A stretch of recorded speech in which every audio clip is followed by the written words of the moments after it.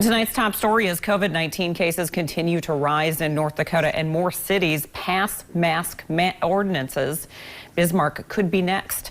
City commissioners will vote on a mask mandate tonight, which includes penalties for businesses that don't comply. Maddie Beer Temple is at the City County building where the meeting will begin shortly. Maddie, what can you tell us so far?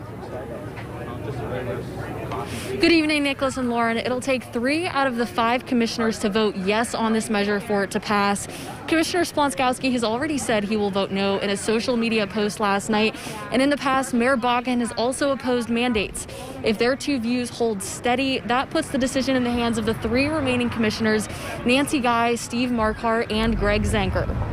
Lives and livelihoods. That's what government leaders say are at stake in combating COVID-19. We're trying to save lives and we're trying to keep the businesses and economy open. Now, 7 months into the pandemic, Bismarck could be the latest city to implement a mask mandate. City commissioners will vote tonight on a pandemic mitigation declaration, and some of them have already voiced opposition. This is scary, scary, scary stuff. I will be voting no on this.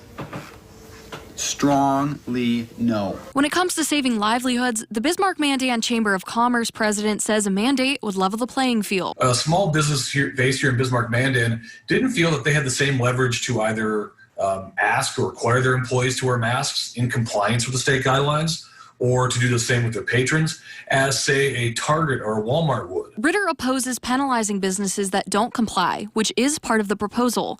Businesses could face fines up to $1,000 for noncompliance. We don't see fining businesses or individuals as being constructive or effective. That enforcement is unique among other mandates that passed in the state, like in Minot and Fargo, which don't carry consequences. When it comes to saving lives, Bismarck-Burley Public Health Director Renee Mock says we've run out of options as the death toll grows. We've tried all else. We've tried the public education piece, and we really need to do something before it becomes too late.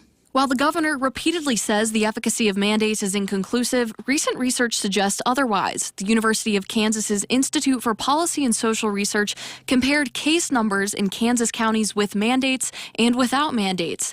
In counties with enforceable mandates, cases were nearly cut in half. In those without mandates or with unenforceable ones, cases rose at a higher rate. We have very convincing evidence that masks have slowed the spread of the disease in Kansas.